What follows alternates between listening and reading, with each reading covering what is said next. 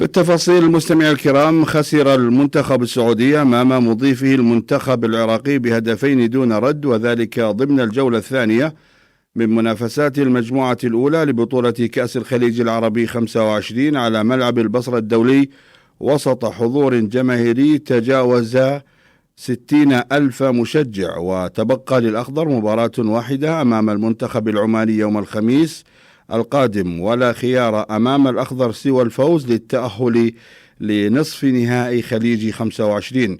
هذا وقد ظفر منتخب عمان بفوز صعب أمام نظيره اليمني بنتيجة 3-2 ضمن منافسات المجموعة ذاتها.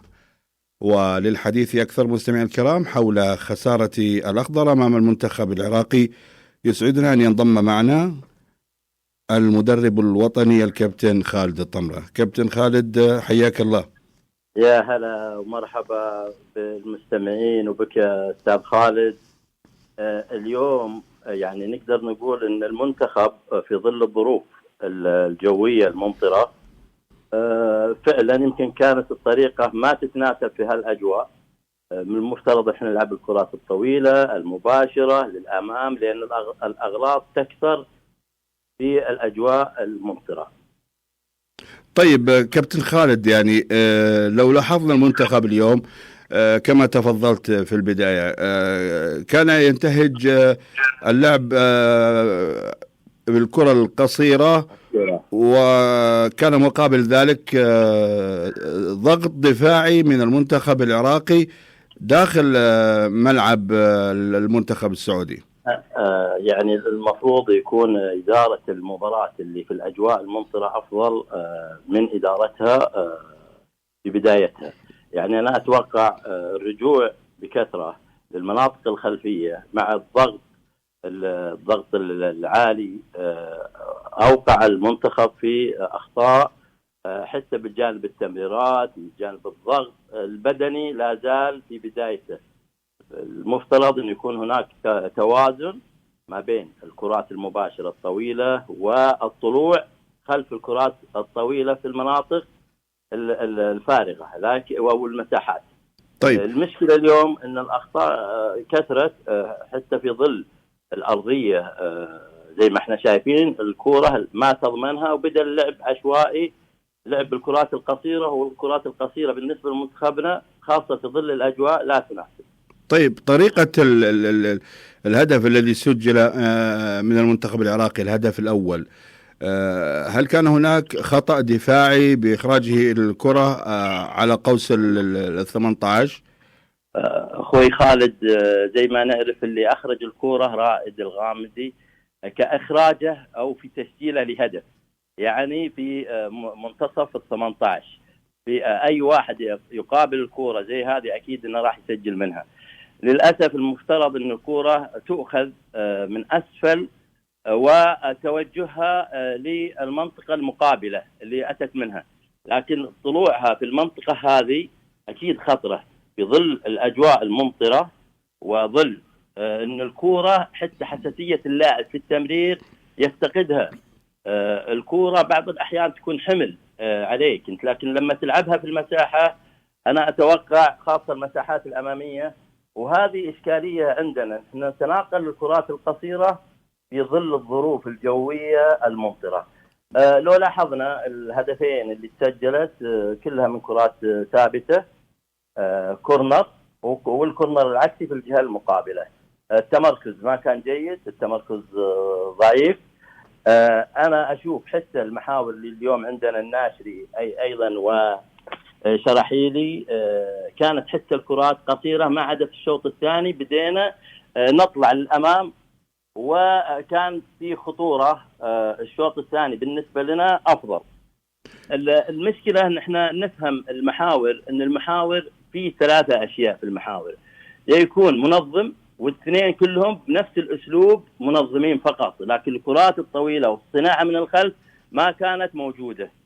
التكتل أيضا في المناطق الخلفية عاقنا وسبب أخطاء، وحتى في ظل المباريات يعني لو شفنا 5 كورنرات بالنسبة للمنتخب العراقي وكورنر وحيد لنا. مشكلتنا في الكرات الثابتة. وتعرف المنتخب العراقي من أزل وهو في الكرات الثابتة يعني يجيدها. التمركز كان خاطئ. ولو رجعت للهدف الثاني، وجود 7 لاعبين، وجود 3 من المنتخب العراقي، وتسجل هدف لأن الكرة جاية من الجهة المقابلة الأخرى، سجل منها هدف. صراحة التمركز كان ضعيف جدا، البدني يعني زياد الصحفي اليوم مو هذا مستواه. زياد الصحفي لم يدخل، معليش ولا نلومهم، لأن الملامة 4 أيام تتمرن تدخل دورة الخريف بالشكل ذا وفي ظل الأجواء. ولا المنتخب قاعد يقدم مستويات، يعني المباراة الأولى قدم مستويات جيدة، ونأمل إن شاء الله أن المباراة الأخيرة مع المنتخب العماني تكون الأجواء جيدة، وإن شاء الله نحصل على الثلاث نقاط ومكسب المباراة بإذن الله. لاحظنا كابتن خالد يعني هناك تكتل دفاعي يعني أقدر أقول شبه مبالغ فيه. لاحظنا عودة رائد الغامدي، لاحظنا عودة مصعب الجوير، سميحان النابت، يعني كان لهم أداء أو وظائف هجومية لم يقوموا بها في هذه المباراة وفي هذا اللقاء. هل أفهم من هذا الأسلوب أن نهج الكابتن سعد في هذه المباراة يعني إقفال المنطقة والاعتماد على الهجمات المرتدة؟ شوف، إقفال المنطقة في الأجواء، لأن هذا أي خطأ ترتكبه في تمرير خطأ قريب من عندك في المناطق الأمامية بالنسبة للمنتخب العراق، ولا المناطق الخلفية بالنسبة لنا. لو لاحظنا اليوم كان عندهم لاعب متميز، حسن عبد الكريم، لعب في الطرف اليمين جهة با مسعود، كان هو الدينامو بالنسبة لهم، وكان صانع اللعب المتميز. أيضا سميحان النابت، يعني نشوف المنتخب العراقي فرض أسلوبه في الجهة اليمين بوجود سميحان النابت.